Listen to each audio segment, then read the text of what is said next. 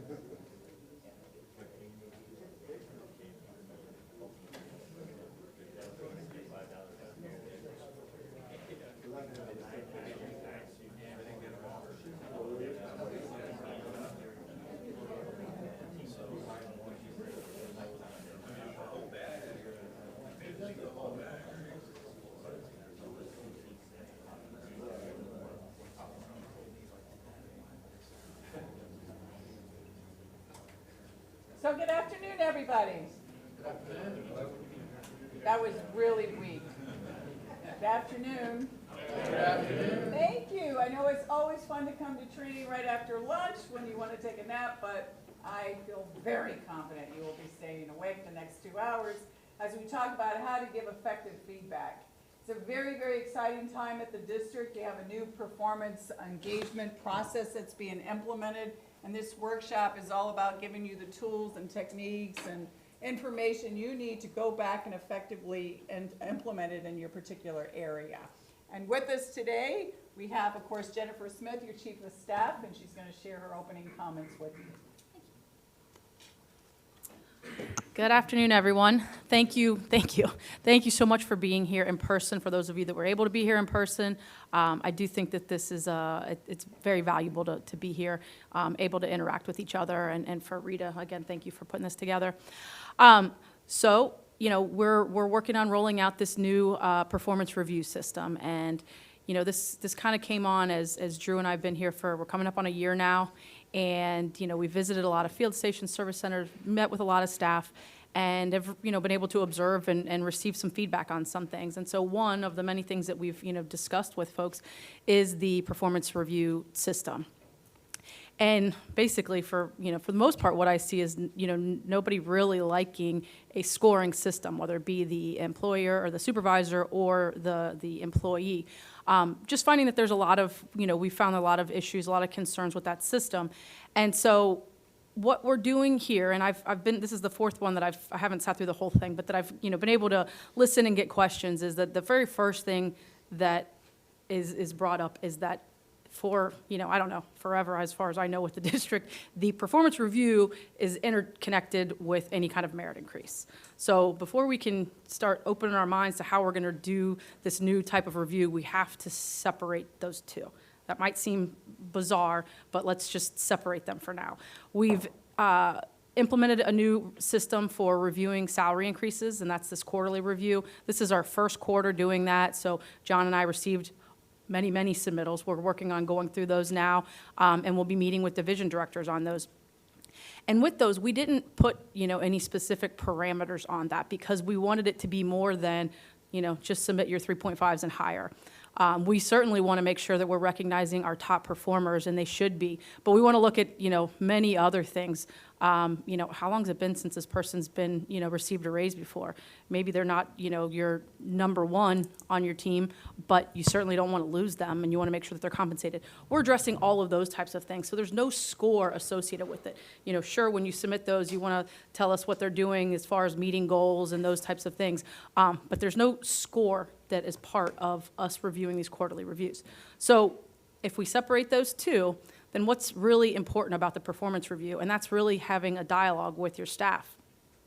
Being able to communicate, give them feedback, receive feedback, obviously the name of this group here, but that folks really, really want to hear from their supervisor. They want to know if they're doing a good job. They want to know if they can improve on something. And so this is just now a dialogue. We're not putting scores on anything. We're trying to keep it very simple. That's why there's just the 3 questions.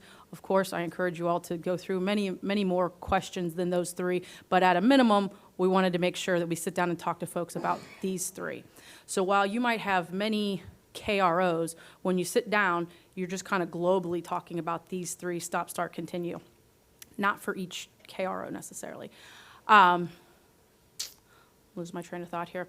So we want to make sure that everybody's comfortable giving that feedback. We think it's important to do it quarterly. You need to be giving very routine feedback. Some folks are very comfortable doing that, some are not. That's why we want to provide this workshop and want to make sure that you all have the tools that you need to make this valuable for both you and your employee. I think that's about the things that I wanted to cover here. But anyway, I appreciate everyone being here today and really listen. I think Rita's got a lot of great feedback, and there'll be many questions. We've had many questions. I'll try to be back in here towards the end to help field some of those questions. But anyway, we've got a good program put together, and I appreciate the work you do. Thanks. Thank you. All right, everybody stand up.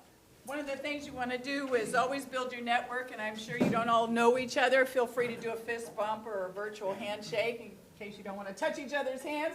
But go ahead and introduce yourself to somebody you don't know, and then identify something you hope to learn this afternoon. Go.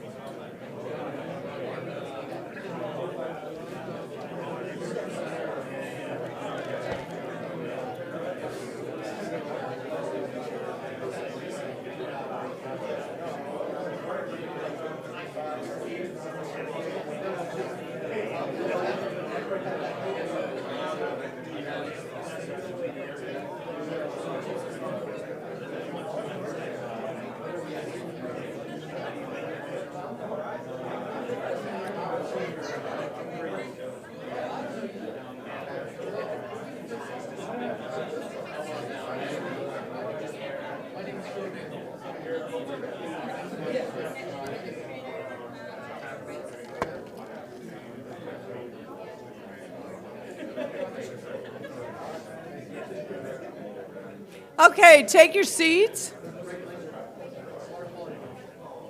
Let me just hear some of the comments. What are some of the things you hope to learn over the next couple of hours? This is the highly interactive part. What did you talk? Could you repeat the question?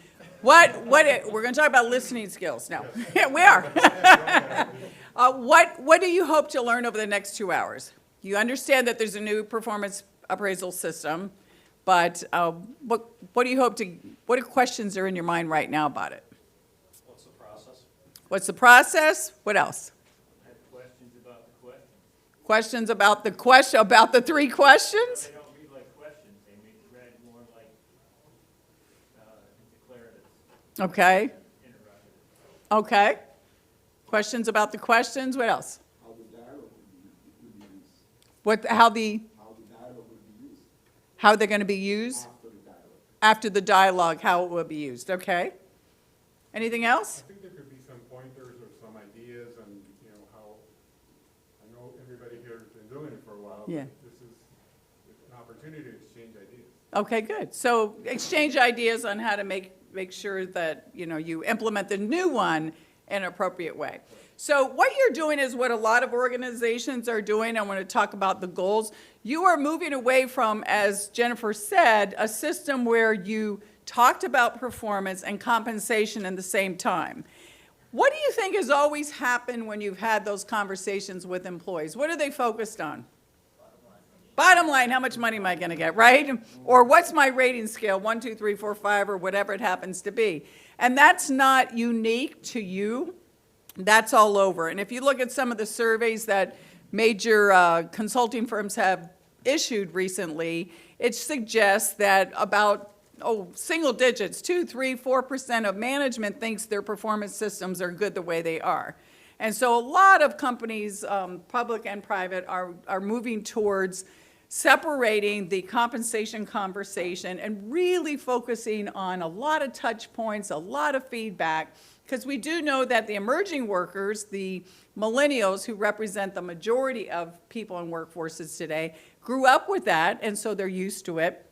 Plus, you want to create a culture where feedback and communication, two-way communication is something that happens all the time. And so that's what the intent is. If you look at what we're going to cover, we're going to talk about what is performance feedback, what's the new process for you, go into depth about those 3 questions that you were given, why it's important to your success as well as the success of the district. What are the roles, who's supposed to do what when, how often, how are you going to coach versus mentor someone, and then how do we set SMART goals, which is foundational to the success of this program, because a lot of people are thinking, oh my gosh, there's no rating anymore, so how are they going to know that somebody's better than the other person? And then, of course, the overall goal is to deliver win-win feedback. So when you look at it, performance feedback really starts with setting expectations. That's one of the most important things of this program, because right up front, a lot of people say, oh my gosh, this is too subjective. People have been saying that for years about performance appraisal programs because it involves humans, and humans have their own opinions, and so it is subjective. So you try to take that subjectivity away by having clearly defined goals that you write, and then as a leader, you inspire and encourage the person to achieve those goals. You also have some competencies here at the district. You will not be rating those competencies anymore on any kind of scale. However, you still will write KROs. You definitely will be writing those 3 to 5 on a regular basis, and that will be used as, really the scorecard on how well that person is performing. So that will not go away. So setting expectation is important, and providing ongoing feedback. In the traditional sense, performance appraisal systems or performance programs involve some type of conversation at the beginning of a 12-month cycle, usually a formal conversation at 6 months, and then the big ha-ha at the end of that year. This is going away.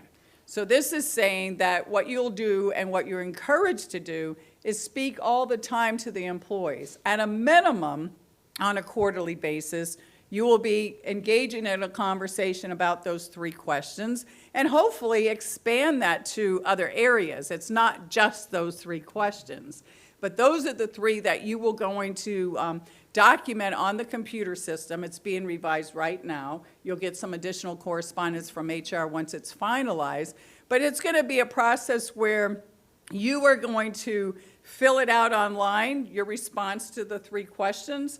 The employee, you and the employee will meet. They'll have their response to those 3 questions. You'll engage in a conversation. All that's documented.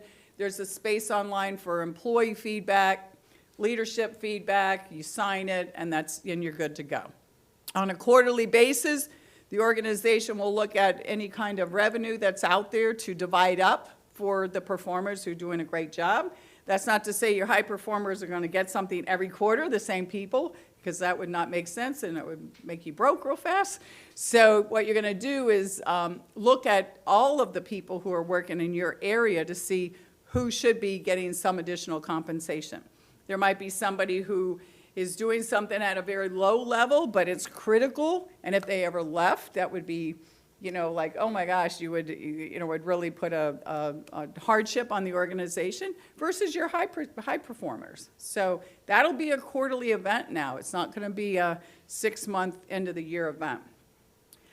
You're going to be asked to discuss the strengths and areas for improvement, along with how things are. How do you think the culture is? You're going to ask questions, hopefully, about how am I doing as a leader? How do I best lead you? How do I best incentivize you? Sometimes if you ask it in a way where you say, give me 2 things I do well as a leader, give me 2 things I might need to change. So you want to learn as well. It's really to promote a 2-way dialogue, all focused out on bringing out the best you can in that particular employee. That's what it's about. You're going to recognize performance, obviously.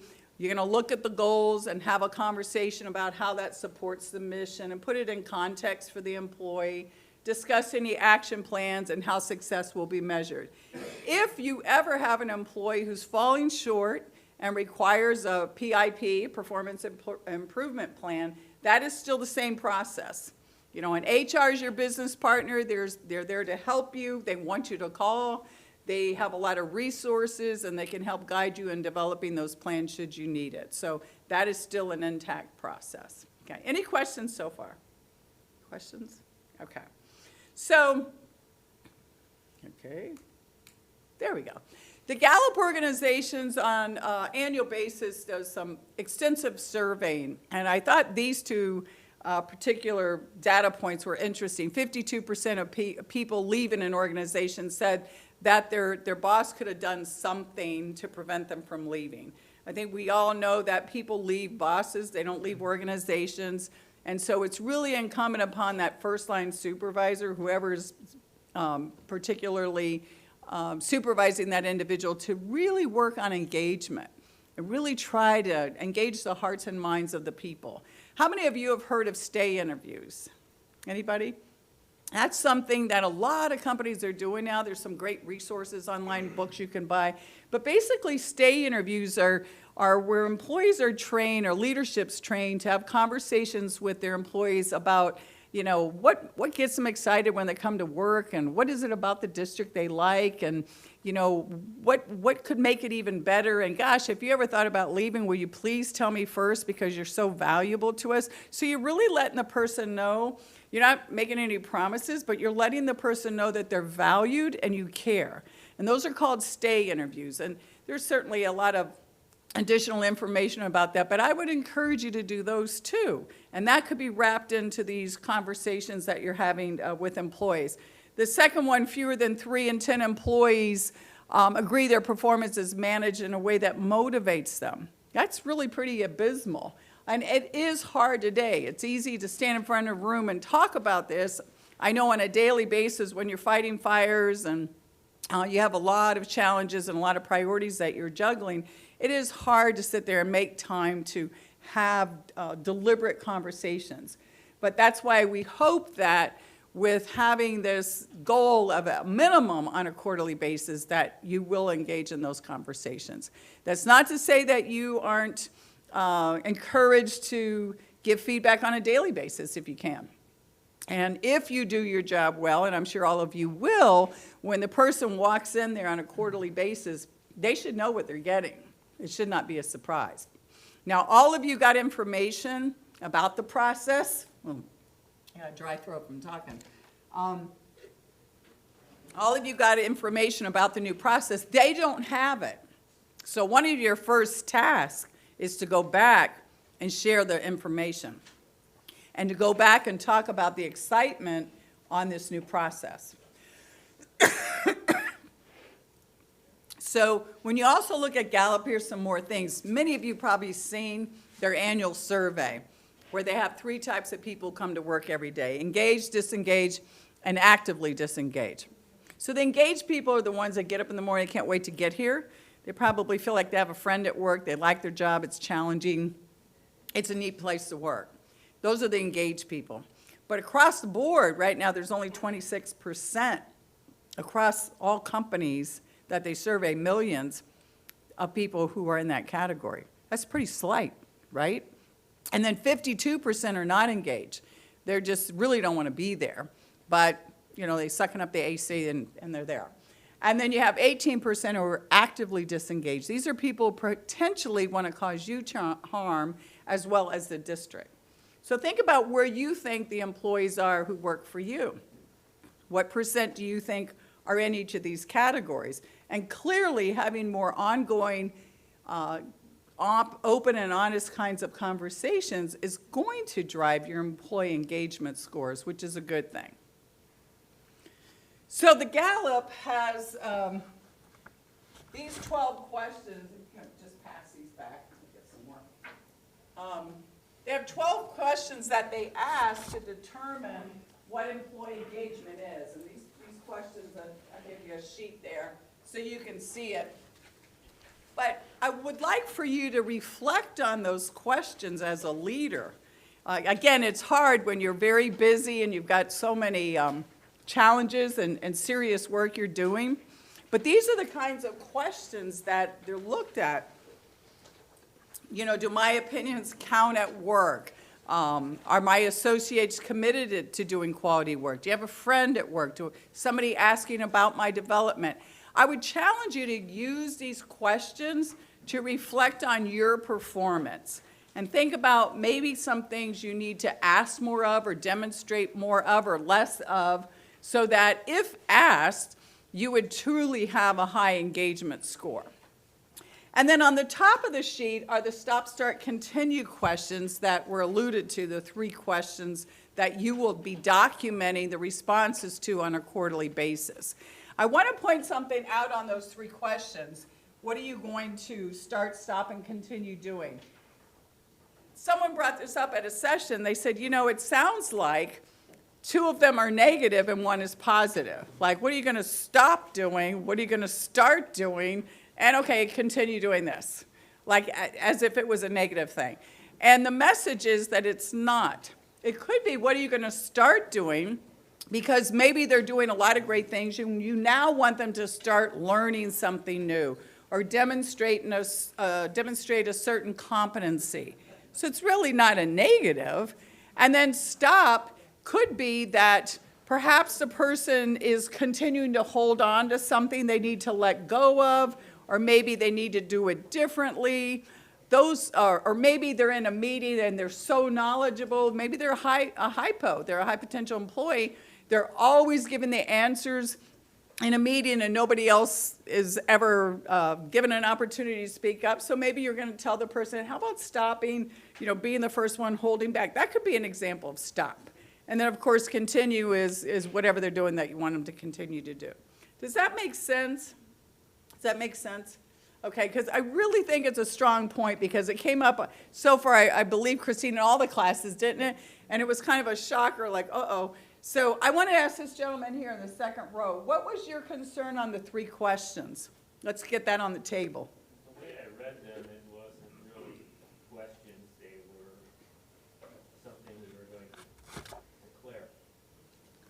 Okay, you read it as this, they weren't questions, it was something they were going to declare? Yeah, you're going to stop doing this, you're going to start doing this, and you're going to continue doing this. Those aren't questions.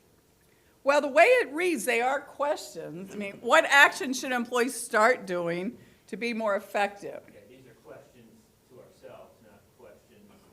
Oh, I see what you're saying. It should be written perhaps a little, what action should you do to be more effective?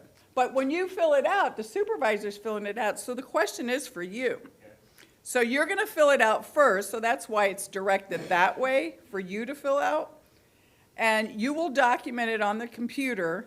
The employee's going to come to the meeting with their version, their response to these same questions about them. And then that's when you engage in the dialogue. Yeah, but I can understand your concern there. Yeah. Yes? When I read the article that was attached to the information that was sent out, it suggests that employees answer the questions about themselves, about how they are doing, They are. rather than the supervisor telling them what the supervisor thinks. So there was an article that was attached, and his point was that the article suggests that the employee fill it out, correct? So the process, and Christine, I'll call upon her if I say it wrong, the process is that the supervisor, he or she, will complete it on the employee. Before they meet with the employee, they will put it in the system. And that's based upon observation, it's based upon goals and the progress towards achieving those goals and so on. Then the employee will be asked to come to the meeting having done their version. What do they think they should start, stop, continue doing? Then the two of them will engage in a conversation. Ultimately, it'll be put on the computer system. There is a section for employee comments and leadership comments. So it's a two-way kind of situation, because you can't be everywhere. You might miss something, but hopefully, if you're having a lot of ongoing conversations, that you won't. But there's going to be times when you might think of something they should stop doing, and they have something totally better that they should stop doing. So that's why you want to have that conversation. The whole thing is to develop performance and have that person be the best version of themselves. Christine, you want to add to that? I was just gonna say, so, today, obviously, employees can self-rate in the performance system that we have today. Some choose to, some choose not to, but many do. And so, I know of times when people have rated themselves, the employees have rated themselves all fives. I do everything perfectly, there's nothing I do incorrectly, and me as the supervisor go in there and go, really? You're all fives? And I differ from that. So this is really no different, except we're not putting ratings on it. The employee's gonna self-evaluate with those 3 questions, and the manager or supervisor is gonna evaluate, and then you're going to discuss it, where there are differences, and then you've gotta be prepared to speak with specifics.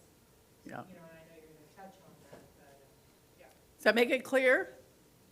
Okay. So when you think about, how many of you have not heard of servant leadership? Everybody aware of servant leadership? Okay, if you haven't, raise your hand. Okay, quite a few of you. So servant leadership is when you look at the organization chart and you basically flip it upside down. Because right now there's a tendency in organizations where I just want to make my boss happy. I'm going to manage up. As long as my boss is happy, everybody's happy. But then that doesn't mean you're serving the people who report to you.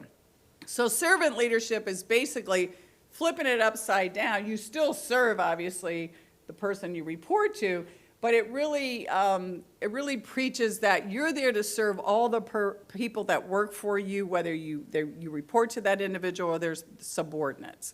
So that's what this process is also about. It's about really getting to know and understand the people who work for you and help them stretch, help them grow, help them, learn new things and develop so that ultimately the district wins, okay? So when you think about why do this, why change, obviously the research shows it needs to be different because it wasn't working before for most organizations. But you can see it gives clarity, accountability, builds engagement, confidence, self-awareness, and so on. And really demonstrates that you care, and that's one thing that I think so many leaders I deal with say they want to give employees more feedback and they want to demonstrate they care, but they just don't have it on their calendar. And so sometimes it just doesn't get done. Can you relate to that? It just doesn't get done. The once a year, most of the time, it was like pulling teeth to try to get people to do the 6 month. So this is going to just be part of how you manage on a regular basis. Who owns it? What are the roles? The employee owns it. And employees should be taught by you, because they haven't gotten anything on this, the whole process, that this is something new and exciting and good, and it's not they, them, Jennifer and the people over there on that floor came up with these crazy ideas. This is something new that you embrace, and that's how it needs to be communicated to others, okay? That it's part of leadership, and this is what we are trying to do. But you should encourage the employees to speak up and give you feedback as well, and teach them when you're working on a project or you're just daily work what you're doing, you should always try to get some feedback.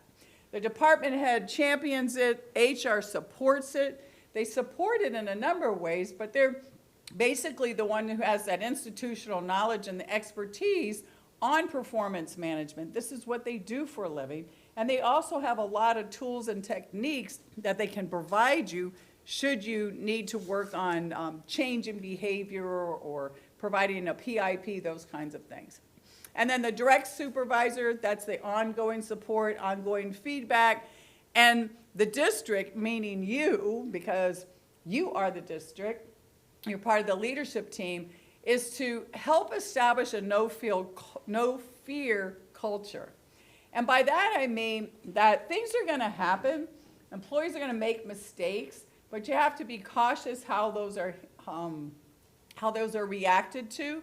You don't want them to feel beat up over it. Obviously, if it's a mistake that's not well thought out, I mean, there might be a conversation there. But a culture where they feel they can speak up when they see something that isn't what it should be.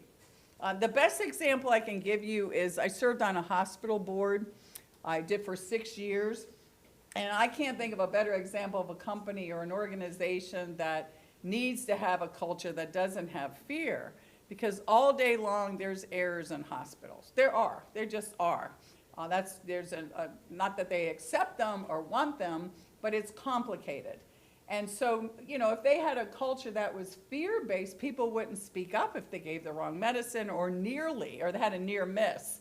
So you really want to help create that also here, that this is an open dialogue. You tell me what I'm doing right, I'll tell you. We're going to help each other be the best.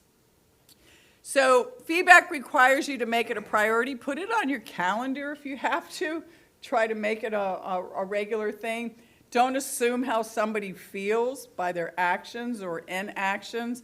You don't want to save it up and dump on a person, whether it's positive or negative, because the person's just sitting there thinking, gosh, I just did this really great thing. Nobody said a word, and they're feeling pretty bad about it. But on the other hand, you might be thinking, gosh, I can't wait to the meeting in 2 weeks. I'm going to make a big splash.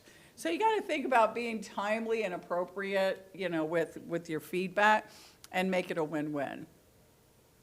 So a couple things here on what good communication requires. So some of your feedback is, and it's encouraged, is informal. You could be walking down the hall and you see somebody say, hey, great job. I saw what you did. Make sure you talk about what they did and then the kinds of behaviors they demonstrated so that they replicate it because, wow, boss noticed I was articulate or I did a great speech or whatever it was.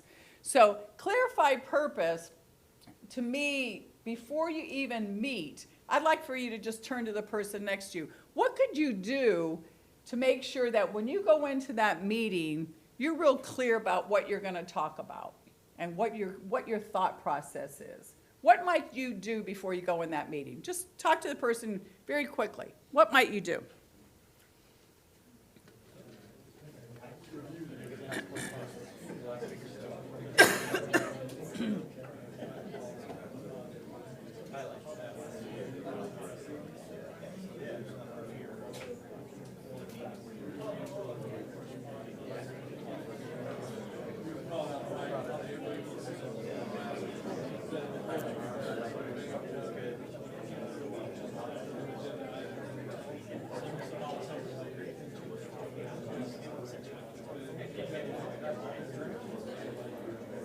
Okay. What can you do? What can you do? Write down questions. What else? Have a bullet list of all your ideas to discuss. Bullet list of your ideas you want to discuss. What else? Be informed of what your staff has accomplished in relation to that meeting.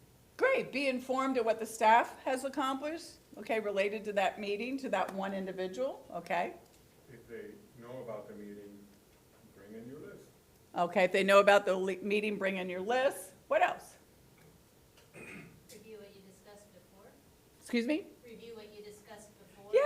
Yeah, go back in your notes, review what you discussed last time. You might have had a conversation, you want to follow up, right?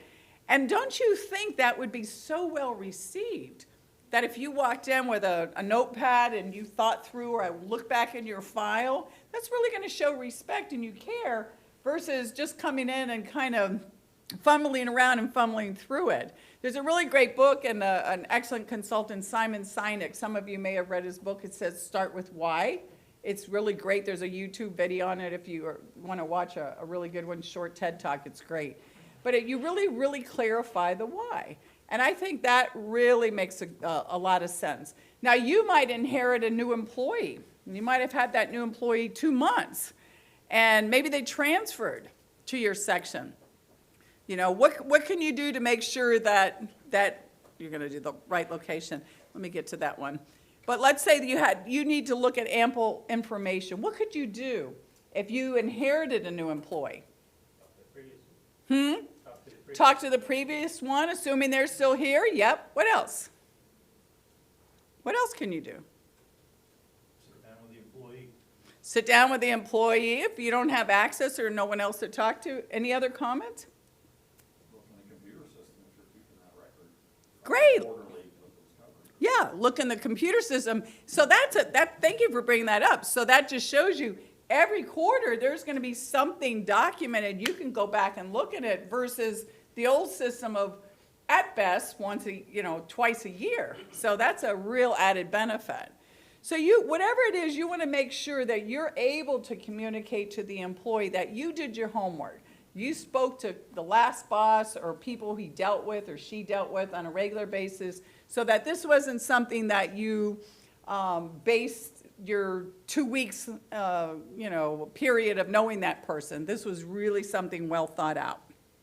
So you want to make sure you have ample information, and this is something you could do when you put together your notes. Think about the message, the nonverbal and verbal communication. So, one of the other slides was have the right room. I wouldn't suggest doing it in your office unless you clear your desk, turn your cell phone off. It's better if you go to a conference room or some other area if you have that luxury of having a place like that you can get to, because your phone won't be ringing, you won't be tempted to start messing with things on your desk. You really want to show the person that you're there for that individual. And you have to watch the nonverbal communication. If you're sitting there going, you're doing a really good job, you're probably not really communicating that, right? So it's the verbal and nonverbal. Really looking the person in the eye. Those are the kinds of things you can do. So convey information that will be of value to the receiver. What can you do to make sure that you do just that? You need to Yeah. have an open door policy and be receptive. They need to know that you're receptive to input. That's excellent. So you need to have an open door policy so that you're receptive. So what can you do to show that you are receptive to feedback? What has to happen? How about my back row? I haven't heard from you. What has to happen? I'm not talking Christine, I'm talking this background. What has to happen to show that you are open to feedback? What's that? Act on it. Act on it? Okay, good. What else? Ask questions. Be approachable. Be approachable. Well, how can you be approachable? Well, I mean, it helps to have an open door policy. If staff comes in and wants to talk to you, take the time to talk with them. Yeah, have that open door policy, take the time. Some people have the luxury of designating a certain time of the day that it's, because your schedules are so crazy busy. But like from 4 to 4:30, if you want to come by in my office, I can sit there and talk to you or whatever. And you might have to do just like that, whatever works for you. The whole thing is to show that you're engaged and you care. And provide feedback related to the current reality versus future focus. So what I mean there is, and I'll tell you those steps, is have the conversation where you're saying, this is what I'm seeing, this is what I need to see, and here's the business reason why. So this is what I'm seeing. I'm seeing that you're coming into work every day early. That's great. Here's what I need to see. I need you to continue doing that. And here's why, or whatever it is. Or I'm seeing you come in late. I need you to get to work and be at your desk at 8. Here's why. If you're not there, we have to shuffle personnel, calls aren't answered, customers aren't served, whatever. So that's kind of the conversation. So you want to talk about what's going on now and what success looks like.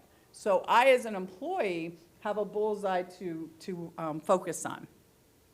Make sure your actions and words are in sync. So making sure your action and words are in sync, again, it's not being, it's being very careful about how you're holding yourself, how you're holding your arms, how you're are you looking at the watch like, let's hurry up and get out of here? That wouldn't be in sync if you're talking to the person about engagement and trying to do whatever you need to do to build relationships. And keep emotions intact. So sometimes, you're going to have those days where it's tough and you've got a lot going on, and you might find out some bad news or some news that gets you kind of excited right before you're supposed to talk to an individual. You want to make sure you keep it intact and not take it out on that person, right? So sometimes you might just have to reschedule the meeting for another day if it's so out of the ordinary. Because again, you just want them to feel like this is pure feedback that you're giving them. So performance feedback, here's an example. Nancy, one of our goals is to conduct presentations. Here's what I've observed. And it goes on to talk about you are well prepared and so on. Behaviors, and I put that in red because I think most people don't cover that part when they give feedback. They only say what the person did. In this case, they went on to say you always have a smile on your face, you have great eye contact, you ask questions, you make people feel engaged. Now I know what the person did. And now she knows when I've given her the feedback. And then the next step is, in this example, I'm going to let her present to everybody else as a form of recognition because she did such a good job. So when you give feedback, think about it. Don't just stop on the end result, even if you're writing a report accommodation versus down the hall. Here's what I saw you do. I saw you interface with that other employee. You did a really nice job. You took the time to clarify what the policy was. You answered the questions. Your nonverbal communication showed that you were really interested. You didn't look rushed. You did a really nice job. Versus, hey, I saw that. You talked to the employee. Great job. I don't know what I did. Okay, so try to learn to be real descriptive so the person will replicate, hopefully, the very behaviors that you're highlighting as being good behaviors. So how to accept feedback? You should ask your employees to give you feedback on a regular basis. How many would like that? Yeah, right? So how you react will dictate if they give you feedback, right? Or if they ever do it again, depending upon how open and honest you are, and a lot of conversations here about having an open door policy. So you don't want to be defensive. Help me understand, you're saying I'm doing this. Give me an example. How long have I been doing this? So ask open-ended questions to try to get that feedback. Whether it's positive or feedback that causes you to think, I might need to adjust some things, and then thank the individual. Does that make sense? Okay, so again, go back. That's one of the things you want to do is ask the employees to tell you feedback. How do I best lead you? How do I best incentivize you? How do I best, what projects excite you? You want to get all that kind of feedback from your employees. It's not a one-size-fits-all. Everybody's different. It's just like when it comes to recognition. Some people love to get up here and get a plaque in front of a group, and others would be mortified. They're rather like, let me go home early at 2 o'clock and I'd be more happy than that plaque, right? So you got to best understand when you talk to each employee how to best incentivize each one of them. So challenging conversations. You might have a situation where a person's a long-term employee. Sometimes people feel, gosh, they're so smart, they've been here a long time, feel a little intimidated giving them feedback. Or maybe their performance is falling short and they kind of avoid it. I've seen that happen a lot where it's always nice and pleasant when the person's a high performer and you want to talk to them and you want to give them a raise, and it's always fun and you play it up in your head, this is going to be the greatest thing in the whole wide world, versus, oh my gosh, this is going to be like a root canal, I got to go talk to this employee. And it shouldn't be that way. So don't shy away from that. Or maybe an employee thinks that like they're the best thing in the whole wide world, and they come to you with that, and you have a whole different perspective. That's why you have to use one of the principles of quality, which is management by fact. You know, you can't argue with fact. That's why you have to keep good records, give feedback on a regular basis. Or perhaps the employee is the lowest producer, and in that case, chances are you work with HR to do a PIP. Doesn't mean the person needs to go out the door. Sometimes they find over time that they're in the wrong seat. And I had a case recently where this employee was not doing well. And so when I went to meet with her, she was in a position where she had a very public job, had to do speeches and had to meet with people in the community. And once I met with her and talked to her, I learned she hated doing that stuff. She just hated it. She loved to do analytical stuff. She just loved research. So they actually moved her into an analytical position, and she's thriving. She was just put in the wrong job. So it doesn't mean that a PIP is somebody is just going to be out the door. You try to help them, and you look for how can we train them up or move them in another position. And sometimes the person does have to exit, but if you do everything you can, you know that you've done everything you can and there was no other recourse. So challenging conversations, what you want to do is, as I said, here's what I'm seeing, here's what I need to see, the business reason why, the business impact. Explain through using open-ended questions. It's easier to ask closed questions. Do you like your job? Yeah. Or no. You know, people are just going to say that versus tell me how you're feeling about your job. Now I got to talk to you, right? So now I'm really going to learn about you because I'm asking the open-ended questions. You're always going to confirm agreements, and then you should always have a timeline to follow up, especially if it's a performance situation where you're trying to turn around behavior. It's very hard to change behavior. You know, a lot of times I've seen these performance goals, people have like 3 things they're trying to change. And it usually takes around 90 days of deliberate practice to change one aspect of behavior. So I caution you to make sure they write some really good KROs. And when you're talking about the competencies they need, to be realistic about what kinds of changes they can make. And just try to look at 1, maybe 2 that they need to work on, knowing it's going to stay on that review for a while. Any questions? Questions? Okay. So conflict, and a lot of this isn't all about conflict and it's all negative, but that's what comes up a lot of times in these kinds of discussions. So Thomas Kilmann has these 5 conflict modes, and we all have 5 of them in us. We all are these people. It's that some have a dominant mode more than other, and you could probably think of people you know that are like maybe they're a rock-solid competitor, and if they're the kind of person whenever they're faced with conflict, they're a competitor. So if you go with them, you know, hey, I got a new way of doing my job, I got a different process I'd like to implement, a competitor is going to say, no, we've been doing it this way 10 years, we don't need to change it. What else? That's it. That's it. And that's the end of it.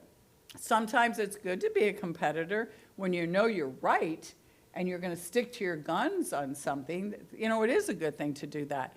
But then collaboration is where a lot of people focus. Collaboration is a competency that most organizations have really spoken a lot about because it's hard to get your job done all by yourself. So when you collaborate, we're just going to work together. We have a common goal. We're going to work together. It's going to be a win-win. And then you have the compromisers who want to work together and they're willing to give aspects up if you will give aspects up. So they'll do that. The avoider is the kind of person who hates conflict. Have you ever worked with somebody who hated conflict? Anybody? What was it like? What was it like? They procrastinated. Yeah. What else? Anything ever get done? No, it doesn't. And when you're always an avoider, usually as a leader, you lose your seat at the table because people feel like, well, Fred's not going to ever say anything. They're not going to have a comment. The heck with why should we ask Fred? He never has a viewpoint. So sometimes it's good to be avoider. if what they're talking about you really don't have a vested interest in, it's not going to impact you. So it's probably good, you know, why get in the battle? It's not something you deal with. But if you're always avoiding, again, you'll lose your seat at the table. So you have to figure out what areas you want to pick and choose and take a stance in. And then, of course, the accommodator is when I'm going to be cooperative and get something up to do what you want to do. And I always suggest that you say, okay, I can accommodate you. The answer to your request is yes, if, instead of no, but, because it just sounds more positive if I say yes, if. So conflict resolution, here's just how this plays out. The action of this person late to work, what's the reaction? Customers aren't served and so on. Another action, maybe a person's rude. So what's the reaction? What's the impact? What's the actual impact? So that's what you want to talk about to help them understand that you're not just being difficult, you're able to give them actual guidance and actual things that they've done that would cause you to feel this way. So when it comes to conflict resolution, maybe you've had these situations come up when you've given feedback to an employee or a loved one or neighbor or somebody, and they had this kind of reaction to it. You might have had situations where, pleasantly enough, they accept it right away. And they say, yeah, that's me, I got it, thank you for the feedback, let's work together on a solution. Have you ever had that? That's a beautiful thing, and that's wonderful, because that means you really knew what your homework was, you saw it, you had data, you had facts, and they didn't argue with you. Others will deny it. And instead of letting them just keep denying, you have to speak with facts. You never want to go into a performance appraisal conversation and say, well, here's the feedback I have on you, and they said, you know, I don't agree with that. Give me an example. And you go, I can't think of one right now, but like, this is really who you are. That usually gets them mad when you do that. So you have to have those facts. Sometimes people would try to deflect and blame other people instead of talking about themselves. What you need to do is come back to them. I don't care what the other bureau is doing, the other department, the person who works in another building. The conversation is about you, because my vested interest is with you. Silence is another good one. Sometimes people would just shut down because they might be processing it. Everybody handles things differently. Some people are quick on their feet and they're quick to respond, and others have to let it marinate for a while. So learn to get okay with silence. And then, of course, the high emotion, you want to try to keep the emotions out of it and just talk about the behaviors that you've seen. And then if they start challenging you, let them vent, and then follow it up with examples. So, two little tools you can use when you're given feedback, whether, you know, you can use this immediately. When you're giving feedback when things need to change a bit, you can do PCS or LCS. So PCS is problem, consequences, solution. So if you teach your employees about this, you're going to talk to them about here's what the problem is, here's the consequences, and here's the solutions, and it's what you're going to do. And then you ask them to tell them what they're going to do. So you can see there, the problem is you did not complete the project on time, I was out of town, unavailable, and then moving forward, I'm going to meet once a week to make sure, even if I'm traveling. So if I was called out and somebody said, give me a PCS, I'd say, okay, here's what the problem was, and that's what I would say. Got it? So I would do that. Then I would tell my employee, okay, I want to hear your PCS. I want to hear their version of the same situation. What do they think the problem is? What were the consequences to them? And what solutions would they like to offer? So you can see how it's kind of another one of those win-win kind of things, and you can kind of make some fun out of it. If you teach them and you start using this, hey, let's do a PCS right now. You know, I'm feeling a little tension in the air, let's do a PCS. Or like, concern, suggests. When there's constructive feedback to be given to a person, maybe their performance isn't where it should be, instead of coming right out and saying, you're not doing your job or you're falling short, you didn't meet your KROs, whatever, you always start with something positive. You know what I like about you, Joe? You've been with the district 10 years, you got a lot of institutional knowledge, you really know your job. Here's a concern I have. concern I have, you just made a presentation, the data in that presentation was 6 months old. It really wasn't up to date. We have up-to-date information. So my suggestion is go back, rework the presentation, and like it on my desk tomorrow at 5. Got it? And that's what it is. So it's like, concern, suggest, instead of just blasting the person. So you kind of want to change behavior, but salvage relationships. And that's why you're trying to do that. So let's talk about some of the skills that you're going to be using, coaching versus mentoring. So in the coaching situation, that's when you ask open-ended questions, where mentoring is when you're the wise advisor, and you tell somebody how to do something. And you probably go in and out of these two modes on a regular basis. This is a particular coaching model that a lot of people use called the GROW model, where you start with a goal. What do you want to achieve? Open-ended question. Engage in a conversation. If there were to be obstacles, what might they be? Or whatever questions you want to ask. What options are there? And then what's next? So they just kind of go full circle. So when you're a coach, you ask questions. I coach a lot of executives all over the world, and Microsoft, the top executives, and I couldn't tell you what they do for a living. It's way over my pay grade, but I can ask questions. And when you ask questions, you can get people to think from different angles and try to look at different solutions. You know when you ask a good question when somebody just sits there and goes, that's a good question. You ever have anybody do that? You kind of like touch something like, I'm on to something, because you asked it from a different viewpoint. Versus when you're a mentor, that's, again, the wise advisor. Hey, boss, how do you do this? Oh, it's easy. You go this, this, this, this, and this. Got it. And they leave. That's faster, a lot faster, but you're not letting people grow if you don't use mentoring, or coaching, where you're asking the open-ended questions, because you want them to come up with their own solution to the challenge that they bring to you. So be aware of that. Be aware of how much you're doing of each. So SMART goals, who hasn't heard of SMART goals? Raise your hand high. Only 2 of you. Everybody else knows what SMART goals are? Good. Okay, so SMART goals are obviously specific, measurable, achievable, realistic, and trackable. When you work with your employees, this is so foundational to the success, their success, and your success, and of course, the district's success, is for you to write clearly defined SMART goals.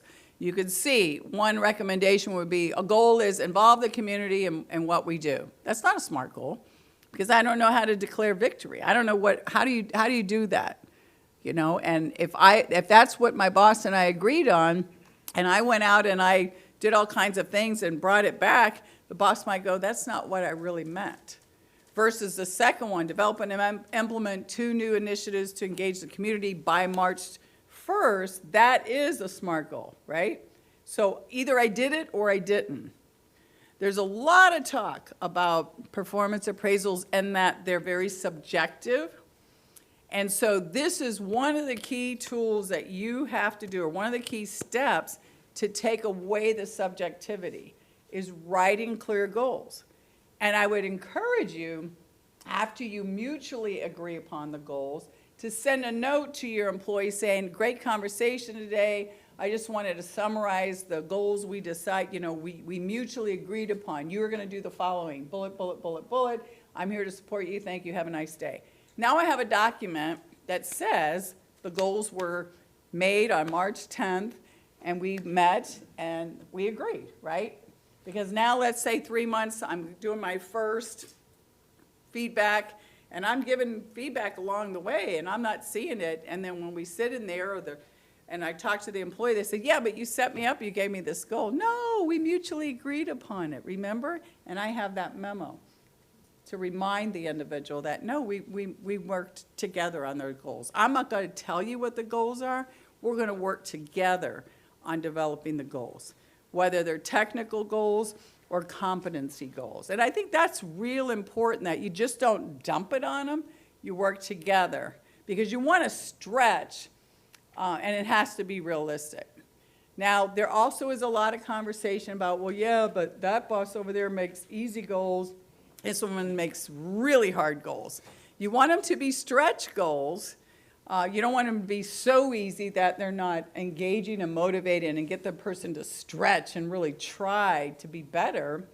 But you want to make sure that you have that conversation. Is this achievable? Can you do this? Is this a stretch? Versus just setting something that's, pretty much ho-hum, they're going to do it anyway. Right? Questions? Any questions? Who is it that said if we don't ask questions, we get out early? Who was it that said that? When he got in here. Okay. So here's some examples, and this is a really good book called Coaching Questions. Excuse me. Tony Stolfus wrote it, and what I like about this, it's a little paperback, but it's really good. And I like the fact that he gets you to think about asking questions from different angles. So from the past, what led up to this? How long has this been going on? How did you do that 5 years ago versus today? So so it's the past versus where do you see this going? Tell me what success looks like in the future. Where do you see yourself? Those are future-oriented versus patterns. You can see them there. Talk too much. So this will kind of help you take a challenge and get the person to look, okay, let me think about that. Let me look at it different angles. But sometimes, maybe you've had this happen, you're engaged in a conversation with a person, and then they're sitting there looking at you, and you're just not getting the sense that the challenge you started talking about was really the challenge. You ever have that happen? When you're talking to an employee and they're coming to you with a challenge and start asking questions and kind of, I don't know, I've had that happen a lot. So sometimes what I do is just, what's the real issue? When you first came here, you stated this was the issue. Maybe you didn't have the resources or whatever. What's the real issue? And sometimes you have to do that. And you get it back on track and you find out it is something totally different, okay? So power of questions. Obviously, it helps you get information, stimulate thought. It results in creative ideas, different ways of looking at things, especially if you're open to new ideas. Keeps it focused, surface opinions, attitudes, and so on. So those open-ended questions are very, very powerful. So what are some of the things you need to do to really show that you care, and some of the behaviors you need to show? I think active listening is one of the most important ones. Write down, I take like 10 seconds, write down the names of 3 people you consider to be excellent listeners. Just 10 seconds, go. 3 people. They're like amazing listeners.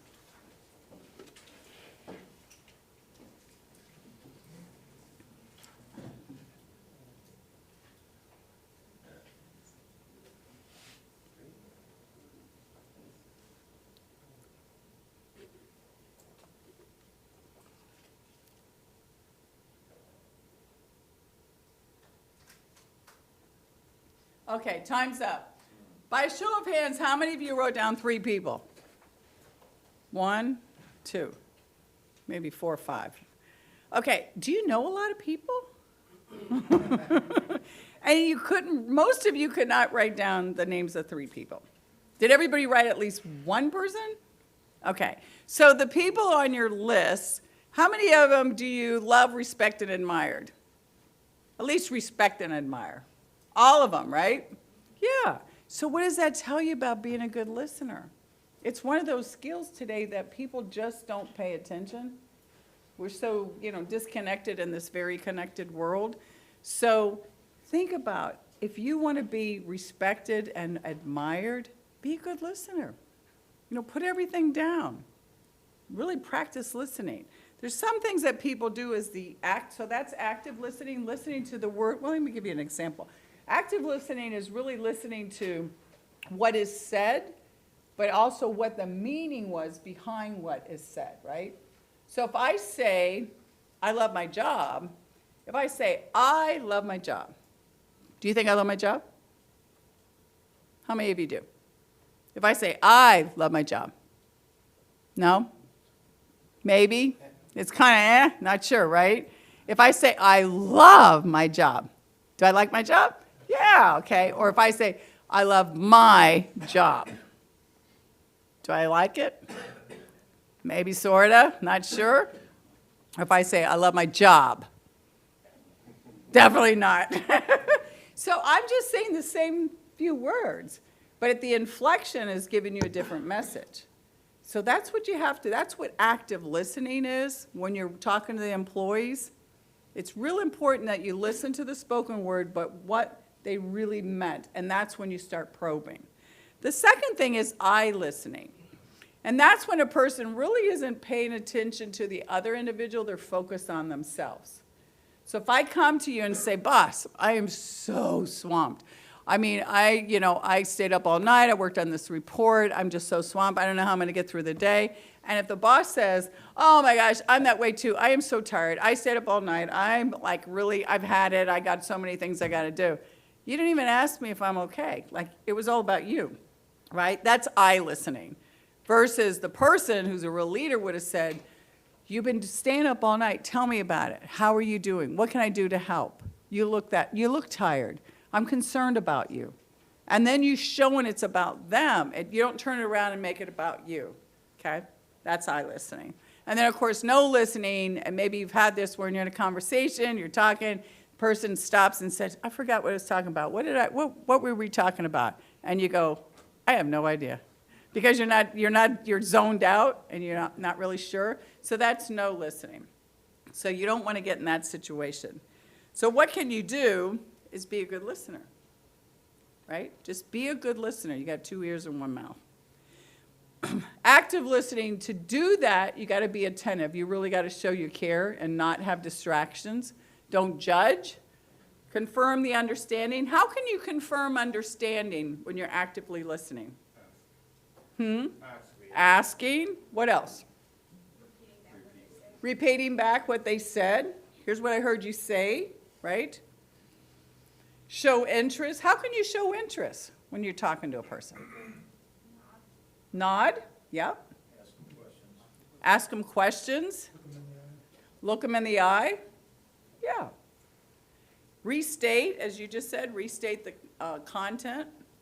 Use verbal encouragers. I understand. I agree. That's amazing. You're using these little like verbal graffiti. Use your body language in a positive way. And then summarize key thoughts. And this keeps you on track and keeps you focused if you're intently listening. Methods to improve it, obviously be present. Comfortable with silence. Focus on what's being said and how it's being said.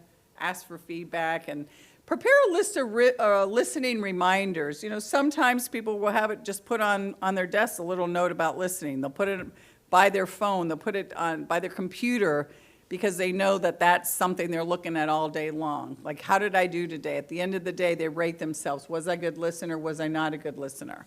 Because when you have people tell you you're a great listener, that's a big compliment. Or one of those individuals who people say, gosh, when you're in a room with so-and-so, that person makes you feel like you're the only person in the room. You might be at a conference, you might be here in a big meeting room, and they say, there could be 1 million people in there, but that boss, they just look you in the eye, they don't interrupt, they're just totally focused on you. That's a good feeling, and that builds engagement. So some of the feedback mistakes that I see people do, only giving feedback when there's bad stuff happening. You ever have that happen?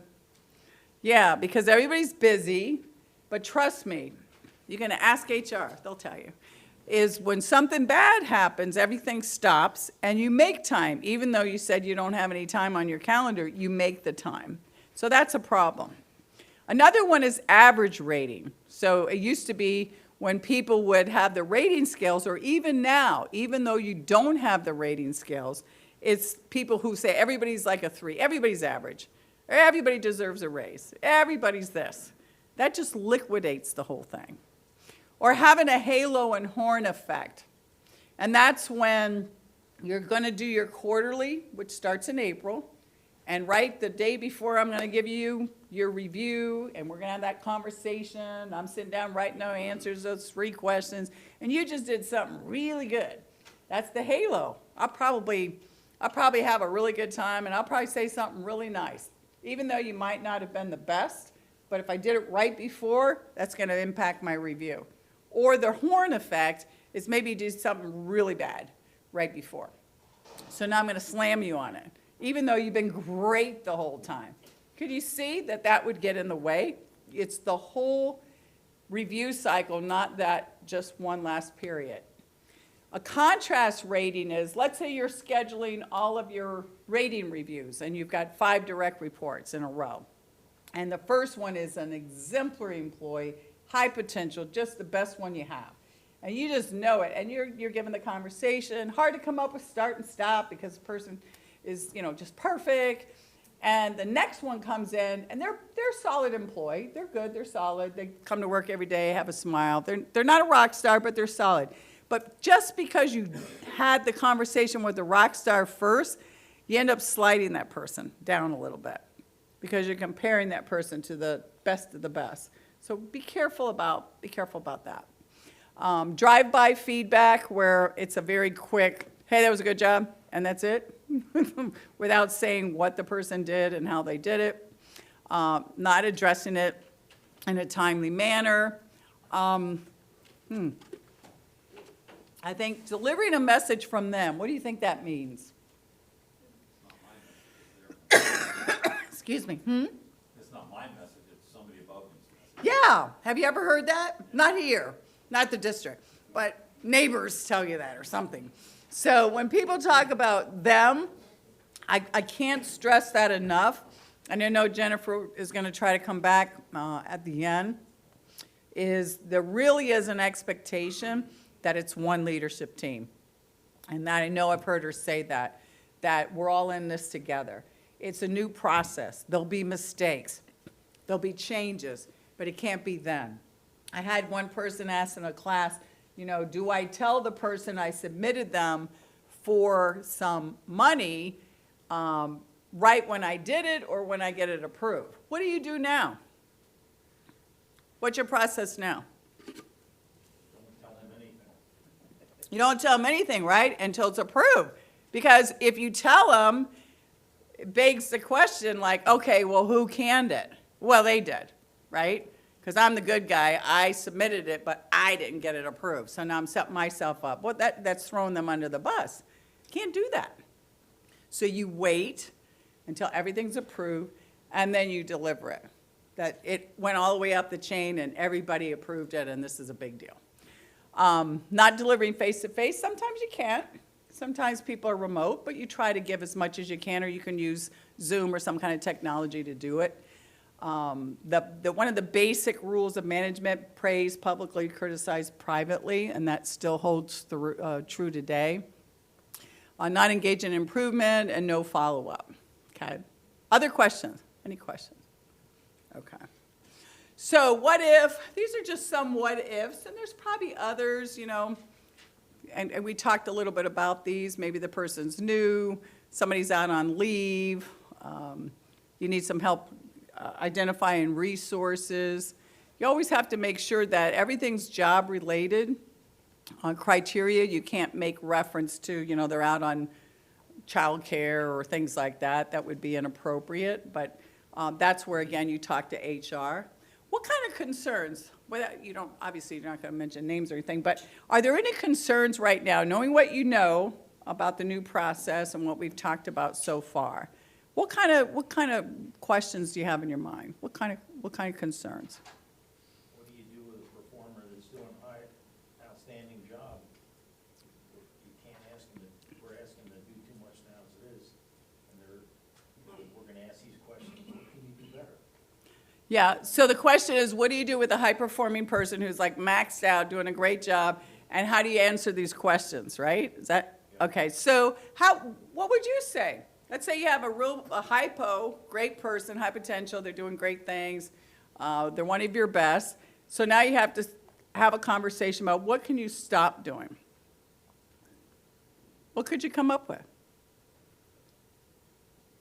Usually those type of people, you ask them, they know. Yeah, and so he said usually those kind of people, you ask them, they know, they're gonna come to you with their version, you're gonna have your version, and it might be a little challenging, but if you've had those little conversations along the way, and when you leave here today, you're gonna tell them, these are the 3 questions we're gonna talk about, you can wait and so you can get their version as well, but there's always something you can do. Start, it's something, they're gonna learn a new skill. You know what, you do an amazing job. I want you to start doing this. Or you're doing an amazing job doing this. You've never done presentations. You're content rich, you're rocking it. But you know what, I'd love to get you in front of the governing board, or I'd like you to start making presentations in front. I want you to start learning how to do public speaking. Maybe that's a start. It's not saying they're doing something bad. I want them to learn a new skill.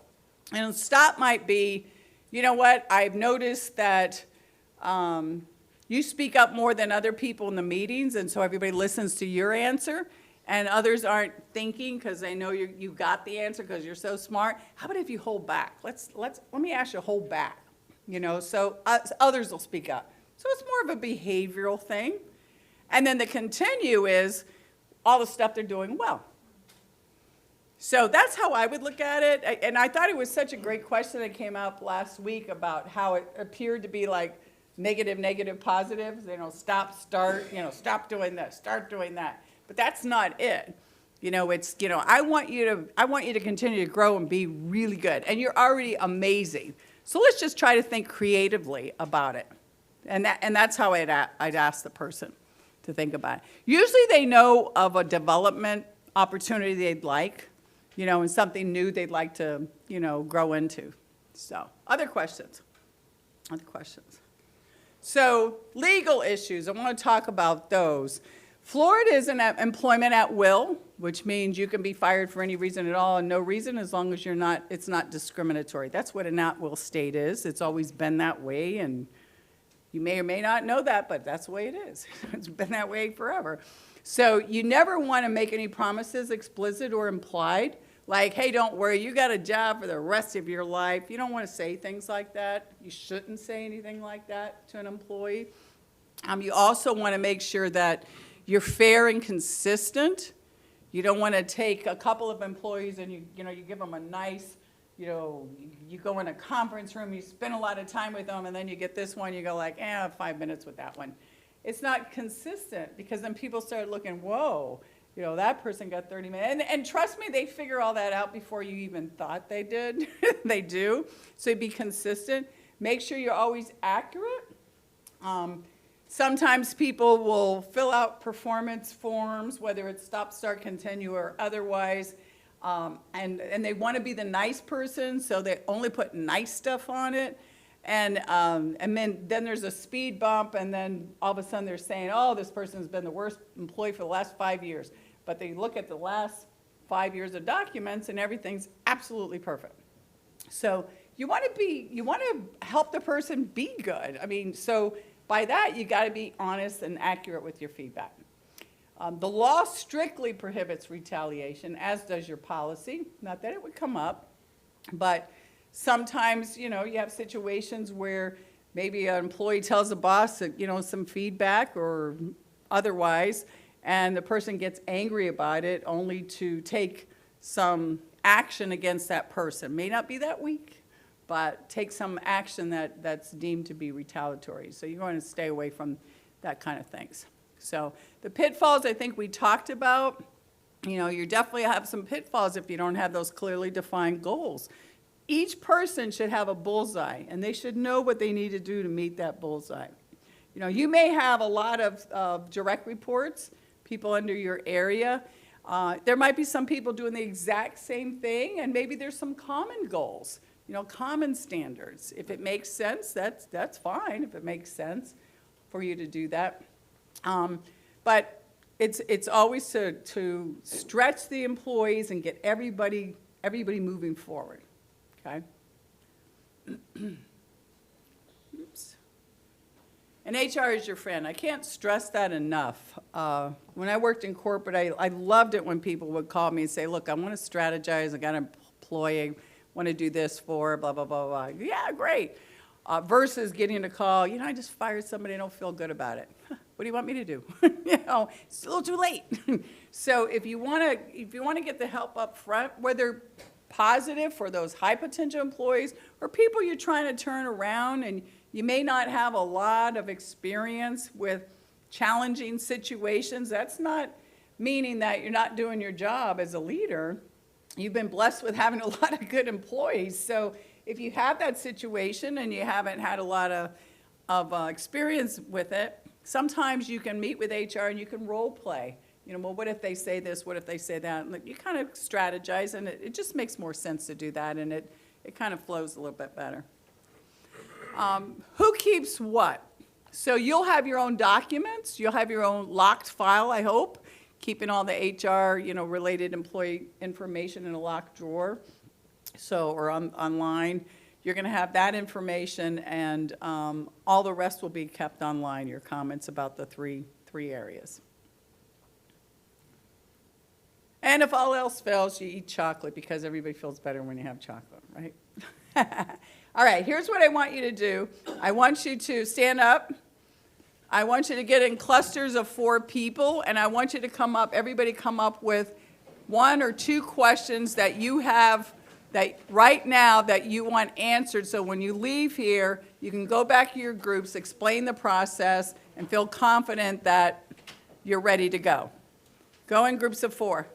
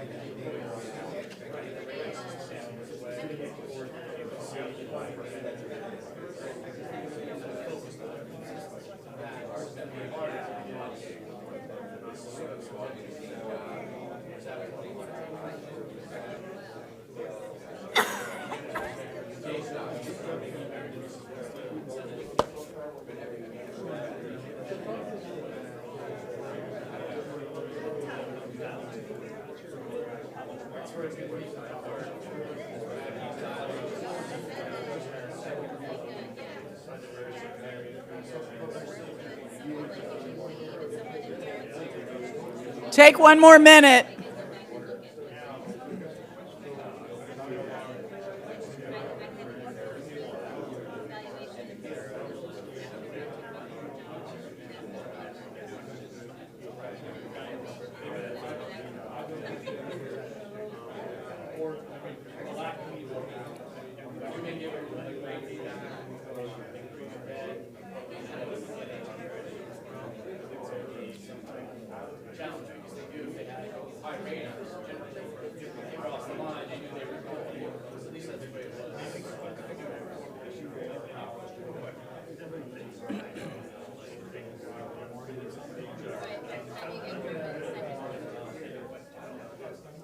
Okay, shh. Before you move, you're in groups of 4.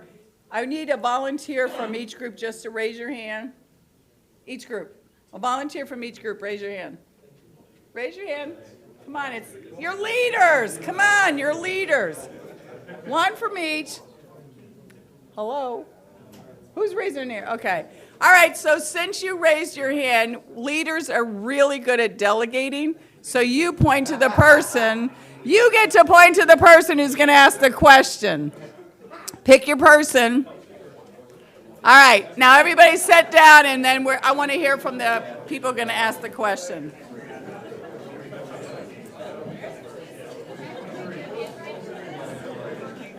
Look. Yeah. Okay, shh. That was a little trick, see? It's good to stand up and be a leader. You get to delegate. All right, so I know we have a spokesperson here. If you'll stand up, actually, let's see. We didn't get those remote microphones. So I'll repeat the question. Go ahead. What's your, You want one of ours? yeah. Okay, so one of ours was, why is this good for us? So why is this a good thing for the employee moving forward? Okay, why is this good for the employee moving forward? What would you say? Why is it good for the employee that you are making this change? What are some of the things you can say? More frequent review. More frequent review? More mentoring? Great. What else? Get recognition for the job you do. What's that? Get recognition for the job you do. Get recognition for the job you do. We're going to set clearly defined goals at the beginning of the cycle. Anything else? Feedback on how they're doing. Hand in the back. Feedback towards you, so you can serve them better. So two-way feedback, not only for them, but for you as a boss, as a leader, right? Does that answer the question, you think? Great answer. That's what I would say. How about over here? Who's the spokesperson? Okay, we had a couple questions. We only pick one though, is that right? Right now, we'll just do one, but we'll circle back. Yeah, we'll give you one. So, yeah, you know, in the old-fashioned way, when you had scores, you could compare scores. Mhm. And perhaps that was a measure of, I'm sure I'm paraphrasing. That was a measure of who was more successful, if you will. Okay. And now without that, do we need to make that comparison, and if so, how? Okay. So the question is, in the old performance process, you had scores, and the new one you don't, right? So how do you make that comparison, and do you need to have a, Right. How do you make that comparison? Well, do we need to make that comparison now in the new system? Uh-huh. Because Jennifer was talking about all the different factors that yeah, go into compensation. But, so if we need to make that distinction, how does one do that? so how do you make the distinction, given the fact you're not going to have a rating scale? So you're talking about the money part now, right? Perhaps. Perhaps, okay. You think anybody's, like, interested in the compensation part? Oh, yeah, oh, yeah. So, let me ask you this. If I were to ask you today, who in your organization that reports to you is on the lower end of performance versus solid and versus top, would you be able to tell me? Yes. Anybody not be able to tell me? So you're doing the same thing. It's just that you're not going to have a rating scale. Because you're there, you're observing. You will then be asked to submit who you think should be getting some compensation based upon whatever data you choose to use, you know, your KROs and so on. So even though it's not having a rating scale, you still know they're performing or not, right? So you don't really need one. The frustration I find with some organizations and leaders is they want to push a button that shows these individuals are all well above average, these are average, these are whatever. So you don't have that anymore. It's a lot more reading, but you still are going through an objective, hopefully an objective process in your mind that's causing you to put them in these buckets. It's just that you're not going to call them anything because there's no rating scale. Somebody brought up a question in one of the classes that, yeah, but can't we just like still use the titles of those rating scales, but not write them down? We said no, because you're still doing like the old system. Take that language away. So now it's incumbent upon you to look at the KROs, look at the results and their behaviors and how they're going about doing their job to decide who's the best. It's so much easier. It sounds a lot, but I think once you get into it and you use it, you're going to find it's just going to make your life a lot easier doing it. But yeah, that's... Any other comments? Can you add anything to that? Yeah. I don't know if it's much a comment, but I think there might be a concern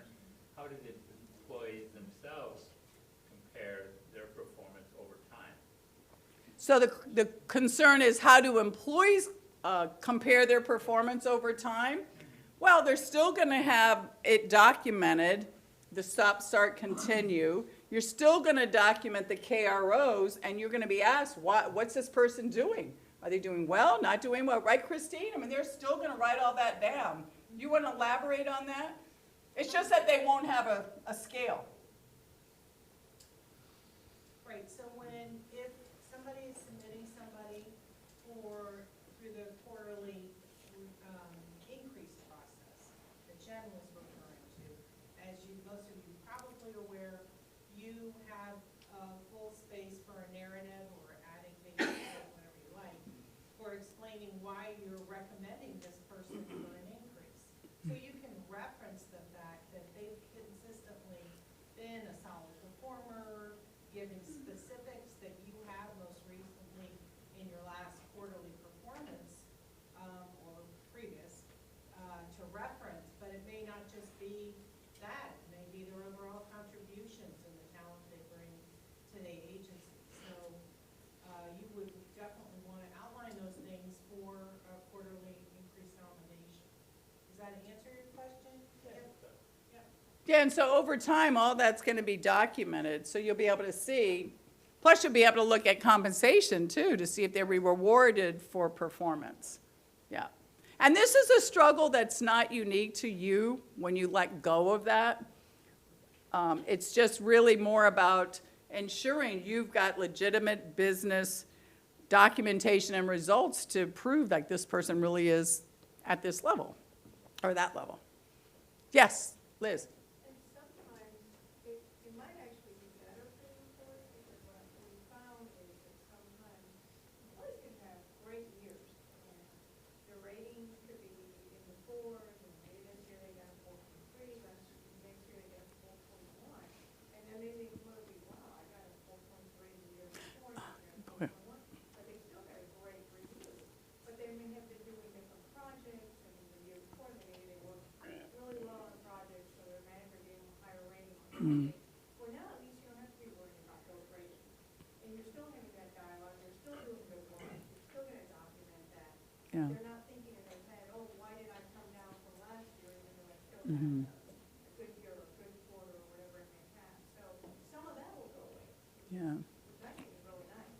Because people get that stuck in their head, and then they're like, oh, wait, I actually came down, even though I know that I've had a good performance this quarter or this year, in the last 6 months. So that's something that you'll be able to get away from. That's a great point. Yeah. So the real focus is not on this numerical value. It's more on this engaging dialogue about performance. And that's where it should be. Yep.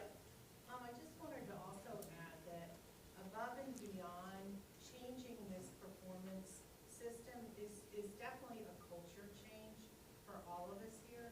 So it's not just eliminating the ratings, but also how we look at performance and how we respect one another within our culture.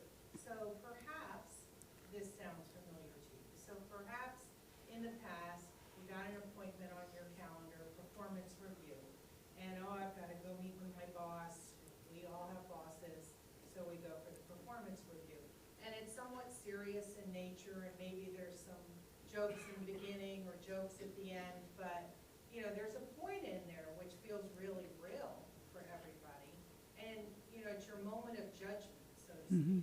We're trying to get away from that as to, yes, there's still a reporting relationship, but there's more of a partnership, that it's more collaborative between you and your staff, so that the feedback, as Arita stated, is a two-way feedback. Each of you can collaborate and become better, and one can listen more, you both listen more, whatever the actual attribute is. But it's a significant culture shift. It's not going to happen overnight, like everybody said. It's going to take a while. It's a big change. It's certainly a good change. It should, once we get used to it, it should make our lives a lot better. And that's really the goal. Yeah, and as Jennifer said, there's going to be some changes to it probably, I know, as you go through time. I remember several years ago, Zappos implemented holacracy, which is they got rid of all the bosses.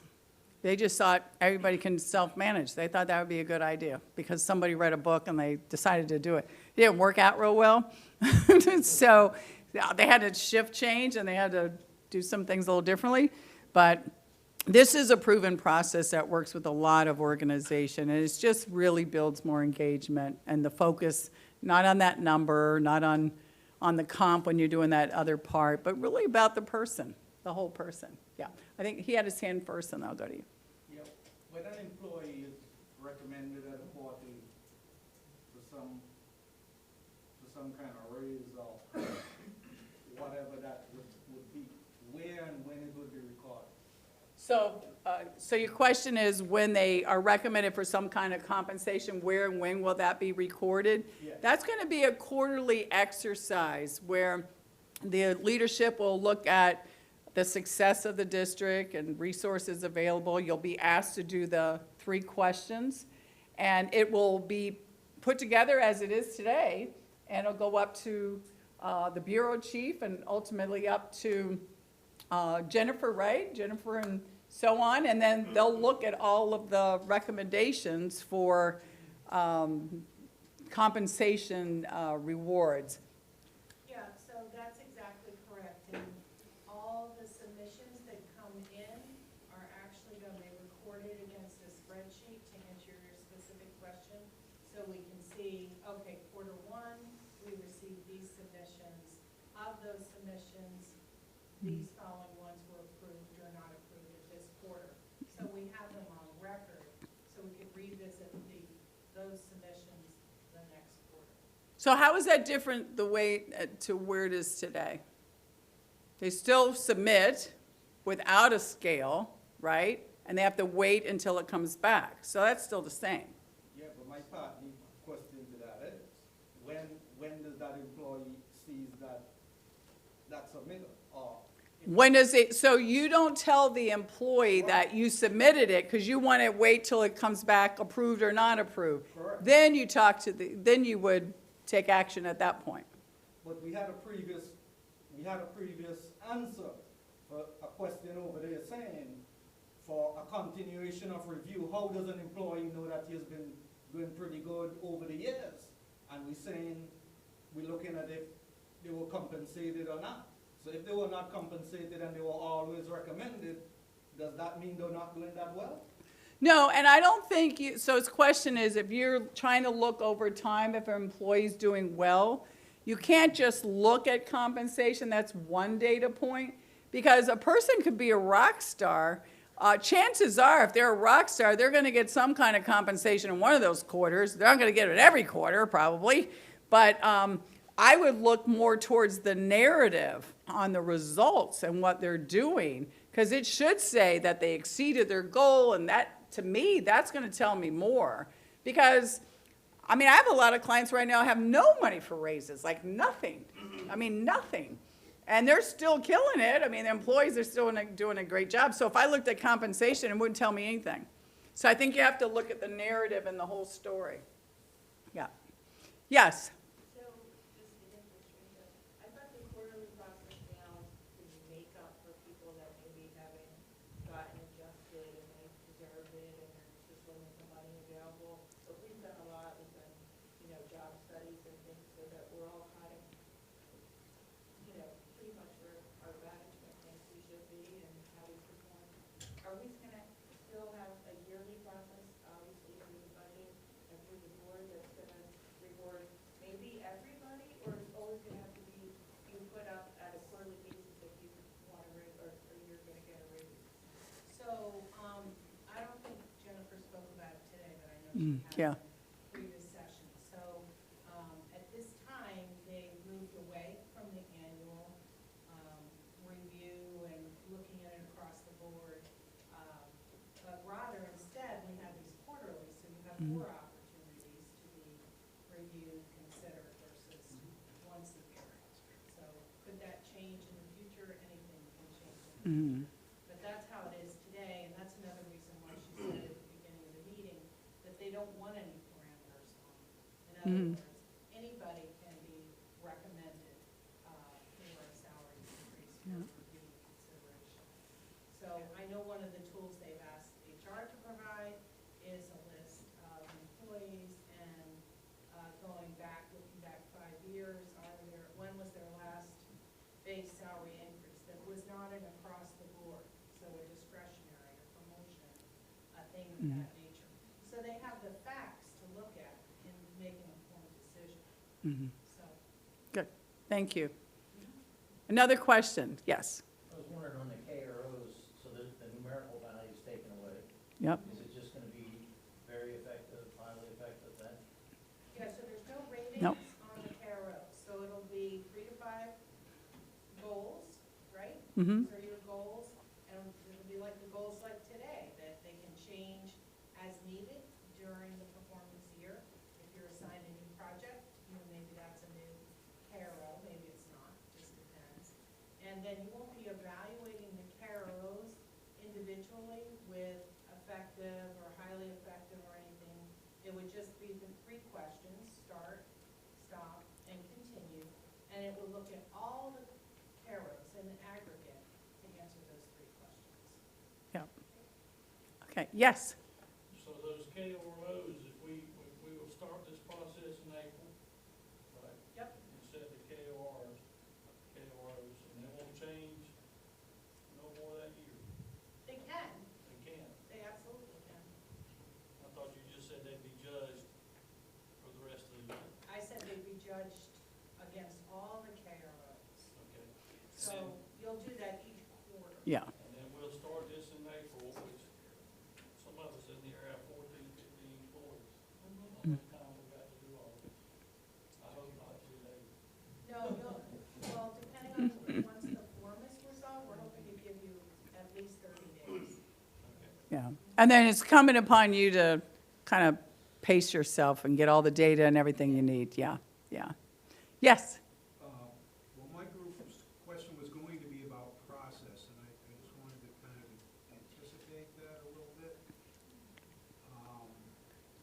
So we are submitting a paragraph of information, for example, for each one of these questions. so the 3 stop, start, continue, starting in April, you're going to get a trigger memo from HR with what you need to, the dates and all that kind of good stuff. They're updating the computer system right now, the one you used to use, but it'll have these 3 questions.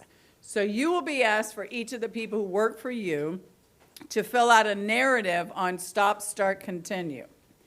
You will then engage the person, have a meeting with that individual, asking him or her to come to the meeting with their response on stop, start, continue. And then you'll come together, you'll have a conversation. It will all be in the computer, the employee comments, the leader's comments, the date, and that'll stay in the system. Yeah. I guess what I'm thinking is that will be difficult for management to synthesize without a score. In other words, to make decisions by reading, what, 1,200, 1,500 paragraphs times 3. That seems like a awkward process. Well, and I heard her say earlier, she's not going to read every one of them. They probably won't read every one of them, but I think they're going to get the finger of their finger on the pulse of, are you doing it right?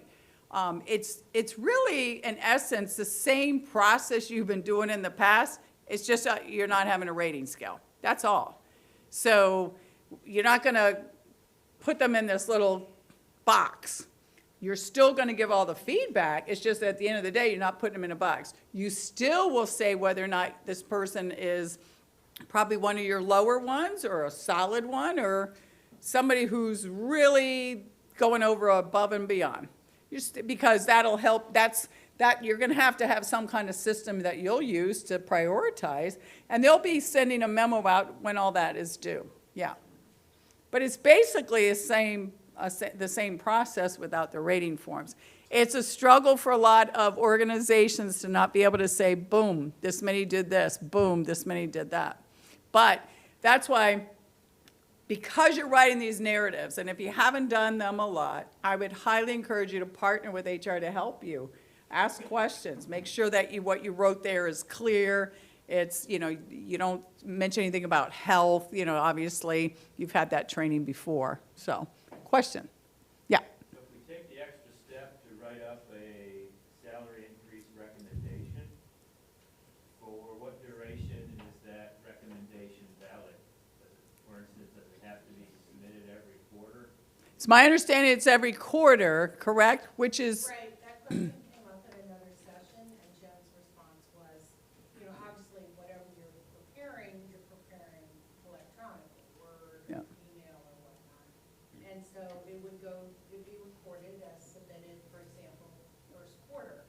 And let's say there was limited funding or whatever the reason that it did not get approved, then you would just resubmit for the second quarter, and you've already done all the work, so it's not really needed.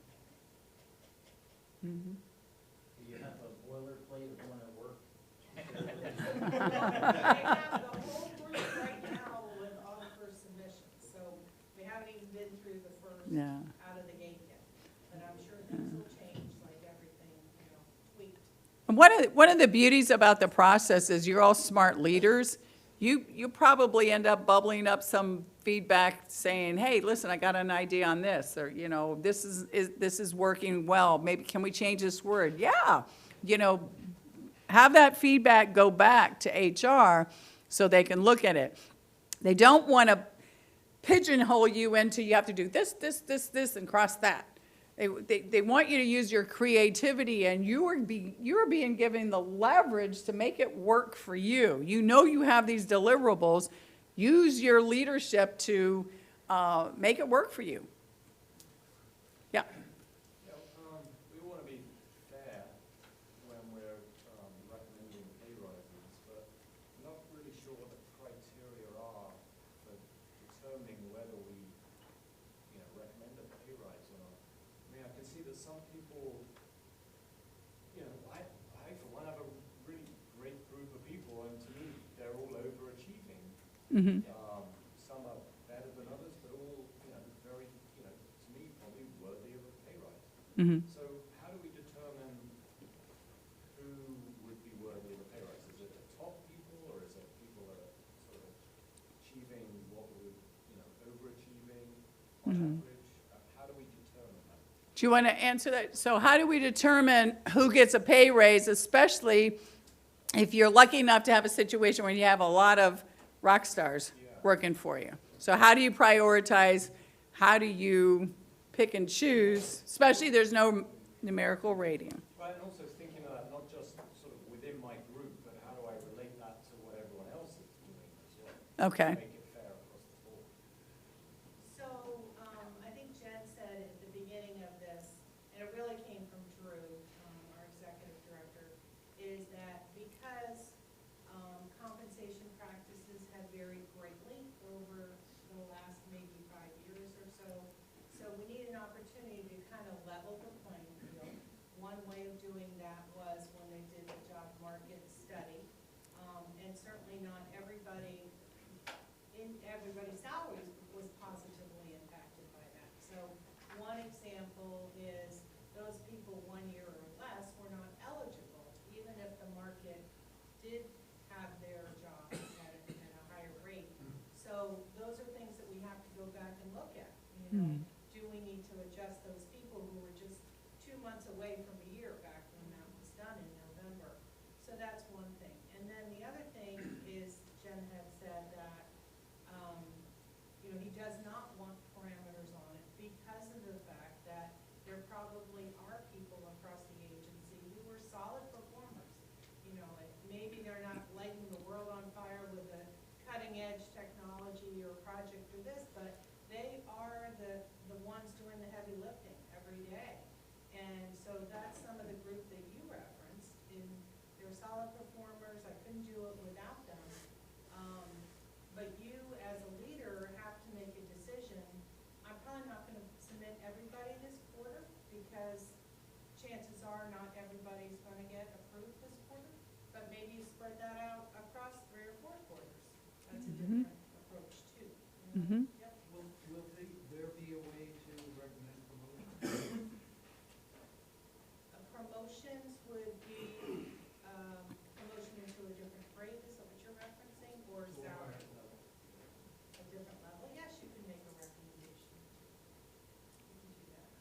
know the first thing that they wanted to look at was just straight salary, you know, only because there's a lot of mixed salary around the district, and we're trying to remedy that. Yes. The problem is when you do the equity, and someone's not received a promotion in, say, 10 years, because of the conditions of the district over the last 10 years. And that person, his compensation is being adjusted differentially compared to everyone else, or people who are in a higher position. So, Yeah, I mean, that's one of the reasons they're asking for a listing of all employees when their last increase was and what it was for, so that that can be factored in as one factor in that decision. Okay. I think in the green sweater, you had yours up first, yours, and then yours. I mean, I guess the question I have right now is just about logistics and performance manager. I mean, it's March 8th, we're talking about April. We haven't seen it, so we don't know what the new performance manager is gonna look like. It would have been helpful to see that today, so we could visualize that and the staff can start to visualize that. We have to still upload the KROs or revise the KROs to match the new system.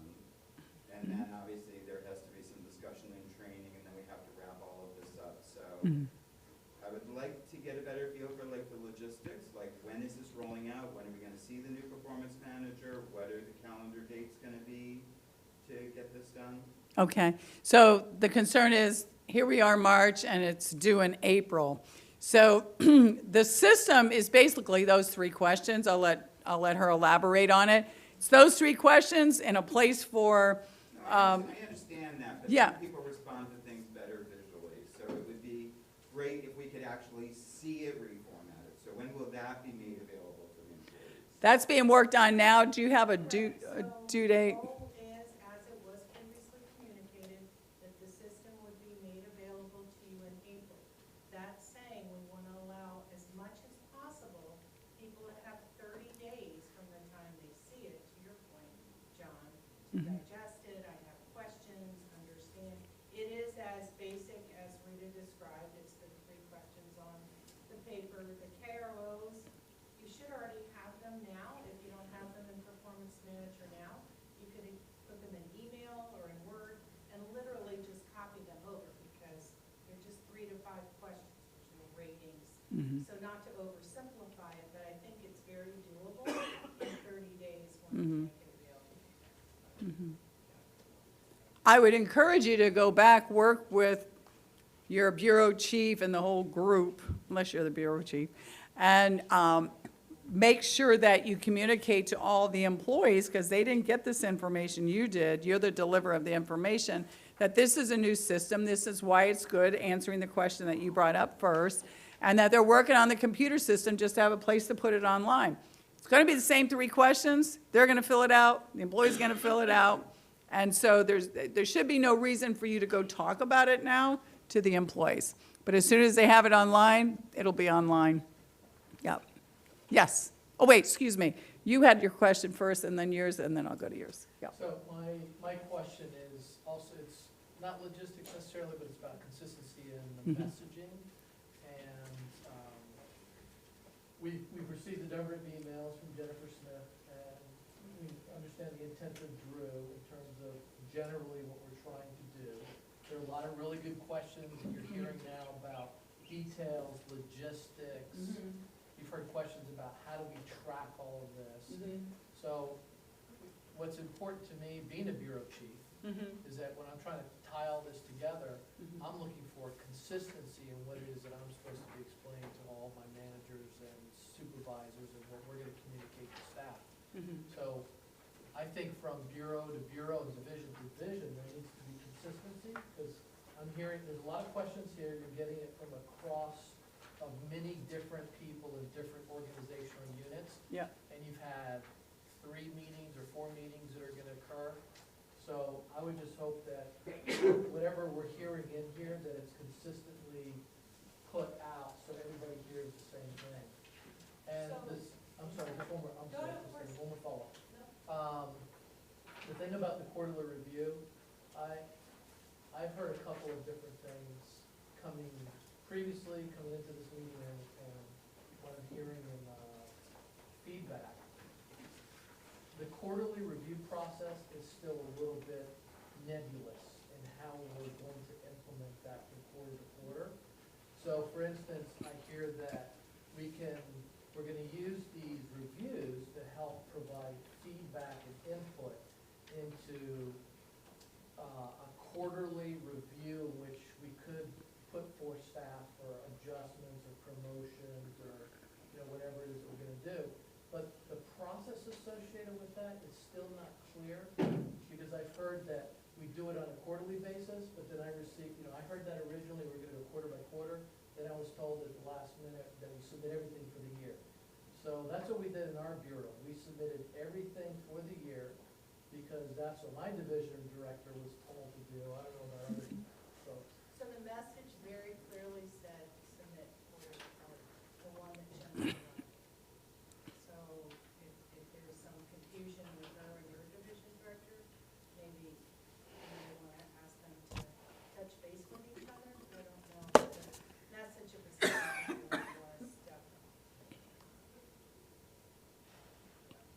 So April 1st will be the first day of no school. Right, so April 1st has to do with the performance review, the performance assessment. So we'll be doing that performance review for the second quarter, January. So obviously, right now, things are in transition. So March would be the end of calendar year, the end of the first quarter, March 31st, right? If you're doing calendar year, second quarter if you're doing fiscal year. And so that you would be doing it for those preceding 3 months. When you do it in April. Yeah. You had your hand up. I wanted to get your question, Oh, sorry. thanks. I think it's along the same lines as the gentleman up in front. Our first question was, we understand the managers and supervisors are gonna be presenting this to staff. Are we gonna have the ability to have that PowerPoint presentation? We're going to make some of the slides available. They don't need some of the, questions and things, so we're going to make some of those available for you. Yeah. Okay, Yeah. and then something from HR will come out to all the staff kind of at the same time? Correct. They're going to send correspondence out about the new, when the online's ready, what you need to do.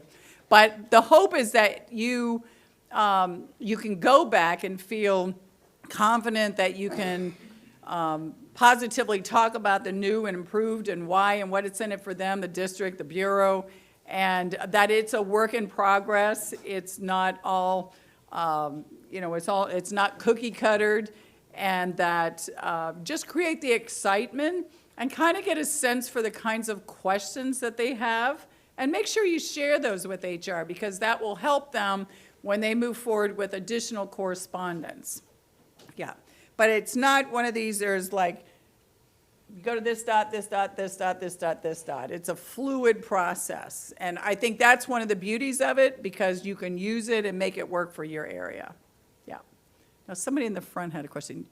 Yes. I just wanted to know when this all goes into effect, especially for iWork, we had very measurable KROs and objectives. So if we're moving away from that a little bit, how do we sort of cut down on the behind-the-scenes talk of, so if we're recommending somebody for a raise, and you said it doesn't always have to be the top performers, it can be, he does, the meat of the work, he gets it done, shows up, we're gonna recommend him. So how do we move away from them, he just got that raise because he's buddies, he plays on the softball team with his supervisor, like that? That's important. The baseball team or the, okay. So the concern is, how do you make sure that, one, you have job-related criteria that shows this person should get what they get, and then how do you communicate to the employees what the process is on who's going to get a promotion, not promotions, but a potential for additional compensation. Do you want to talk about that, Jennifer?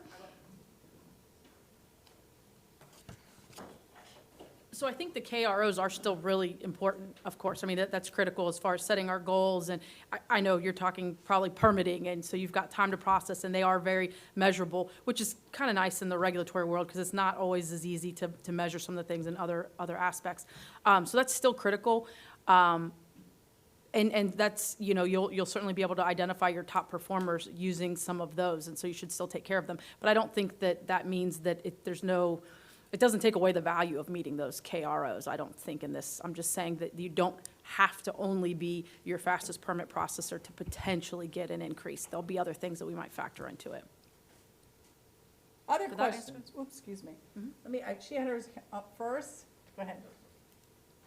In terms of nominating someone for an increase, will it be what the supervisors submit as a nomination, or who will make the determination as far as who takes it further the line? Do, let's say, the administrator review it and decide whether or not to continue with that? Like, where does that line stand? Yeah, I mean, ultimately, it is passed up through the, supervisory chain. The division directors had to vet everything that was submitted to us. So, I mean, that it is ultimately submitted up there. I would hope, though, that, I mean, you, the folks, the frontline supervisors, the best, the top performers best. So, I would expect that we rely on that information. But ultimately, it does need to be vetted up through the division directors to be submitted. You had your hand up. I just wanted some more clarification about the quarters, because the old performance plan actually ended on September 30th. So is this really like a mid-year, and then we're gonna start quarterly? Or are we going backwards, and what's the quarter? Are we talking about for the review? I'm sorry, for the KROs. Yeah. Well, even the review, are we reviewing 6 months' worth of performance? Are we going to go back to October 1st? Because that's when the old one quit. That's a good question. So, I mean, yeah, it's the first quarter. I suppose then you would go back the past since the last time they had a review. That would make sense. And then as we're moving forward quarterly. Kind of really more a mid-year, and then they're going to start on these. Then it'll start on the corner. Okay, just. Mm-hmm. Yeah. Other questions? Yes. I had a comment about the measurable KROs and things. Like, just because we're not, putting a score on, doesn't mean the metrics are invalid. Right. Say, if you had to review 25 permits, in a particular month, you still have that metric. It doesn't go away. Right, absolutely. Yeah. The KROs are still in existence. It's just that you don't have that overarching rating. Yeah. Any other questions? How's your chance? Okay. You've been All right, a thank really, you. really good group with a lot of great questions. I'm very impressed with the engagement and the questions you're asking. That last document is just another tool you can use. You can make up your own to help you prepare, execute, and follow up on the discussions. Thank you so much. Thank you.